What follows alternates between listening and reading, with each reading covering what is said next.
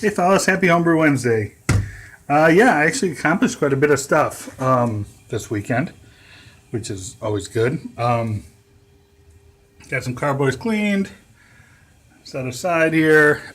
These are a couple experimental brews going on. I can talk about those in a minute. But yeah, you see my main fermenter is gone from my little fermentation crawl space here that I use. And those two, if you're wondering what those are a couple styrofoam containers that my wife got some stuff shipped once in, and I'm like, those look like they could be used for something. Haven't quite figured out what though. I don't know. I think a carboy would fit in one, probably vertically. You know, if I turned it. So maybe I'll use it in some kind of fermentation temperature control thing in the future. But it's one of those pack rat things that I have sitting around. It's like the copper tubing in there, and there's actually some copper tubing way back there that you probably can't see because it's dark. That I might do something with. Okay, so how you doing, guys? Yeah, let's see. So what did I do this weekend? I had the what was it in the the lager. I had in the fermenter, which I moved over into the brew closet, which you did see that last week, so that wasn't this weekend. I had my experimental extra wort from a non-sparge batch I did. Back when I did my ESB, I had a lot of extra wort because I didn't really do my water calculations right. Or I had extra sparge water. That's it. I'm sorry. Extra sparge water. So I just ran it off, and it was really, really low gravity stuff. And I thought of saving it for a just as a starter, like throw some in some jars. But instead, I went and bought some dry malt extract, pitched it in there, brought it up to a boil, threw in some extra hops I had laying around, like stragglers from previous batches that I didn't use the whole ounces or whatever on. And so then I threw that. It ended up being about 3 gallons. Threw it in on top of the ESB trub, and just let that go. So I finally kegged that because that was done, and it is. Let's see here. My kegerator here. Hold on, let me pause here while I turn around.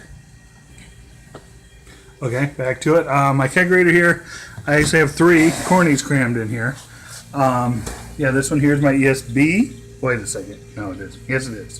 This is my ESB. Right now, I have it off the gas. Right now, the picnic tap is still hooked up to it, and there's pressure in there, so I probably can get a few more pours before I have to charge it back up. So that, and actually when I move that out to do things in there, it's actually feeling like it's pretty low. I'm guessing it's down around here somewhere. It's winter time, so there wasn't a lot of humidity down here in the basement, so I didn't get the condensation line. That's really the only way I know how to check what's left in a corny is you pull it out into the air, let the condensation build where the beer is, and so look for that line, but it didn't do that because it must be too dry this time of year down here anyways. So this here is the second half of my stout, my dry stout from the Bible. That was I did a double batch, and so that's been sitting in the brew closet, and I was very happy when I pulled it out because I did put it under pressure. I didn't totally carbonate it. I just put it under some pressure and stuck it in there, and I pulled it out and I checked the valve, and there was still pressure in there because I don't know, I always worry if the seals are going to keep, and it did, so that's good. So now I put that in here, and then way in the back, let's see, I don't know if you can see it, maybe if I stick my there's my little keg. That's my little 2.5 gallon, and that's what I put that experimental in there with, and that filled it actually, and it gave me a little extra. So like I said, I think I had around 3 gallons of that, so that must be right, because I think that holds 2.5. And so I filled that up.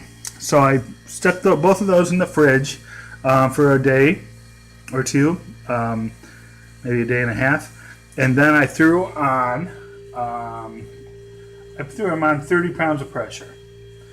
I don't exactly know if that's a proper way to do it, because I've done I usually do like the fast carbonation stuff, where you're shaking it and putting the pressure on and releasing and shaking and releasing and shaking and all that kind of stuff. Well, this time I knew it was like end of the weekend. I think I did this on Sunday or Saturday night, and I knew if I had any beers, it wouldn't be that.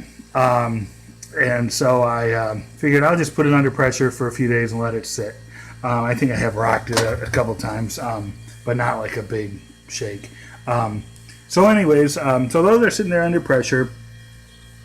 Figured I'd give them a few days, maybe this week when this weekend comes up. I'll take them off pressure, drop it back down, set my pressure to normal, repressurize all three, and go from there. My goal is to have a picnic tap on this one, which it already is, but a picnic tap on this one, and then that little one to run up to the big tap. And so yeah, that should be good. So what they are? Let's see if I remember this. This is my ESB. This is my stout. And then back there is my experimental ESB leftovers, trash pail ale type of thing. And so that brings me to the whole experimental thing, which I got going on over here, which this is, as you see, I did a lager last year. I did a Maibach.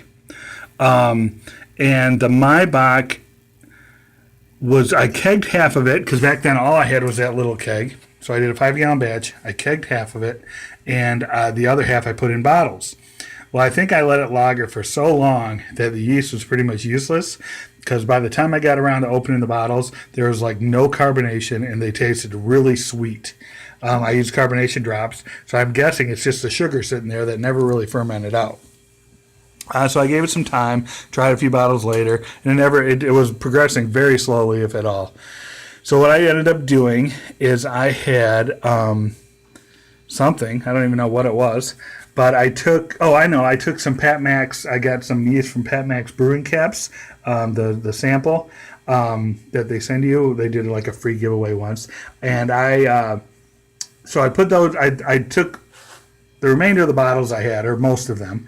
I put them all in this demijohn, and then I pitched in a little Pat Max yeast, and I just let it go. And I just let it, and it's been sitting for a long time.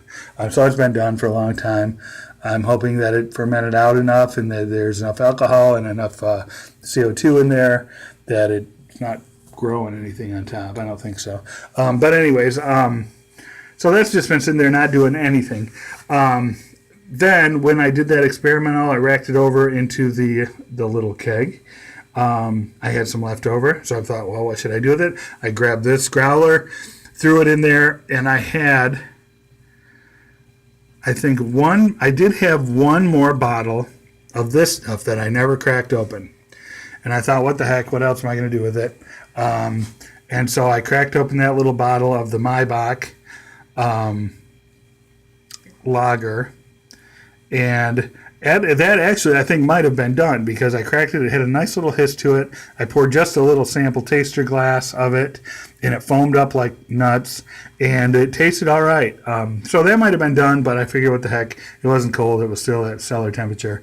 So I chucked it in there because this was, I think it only filled up to about there.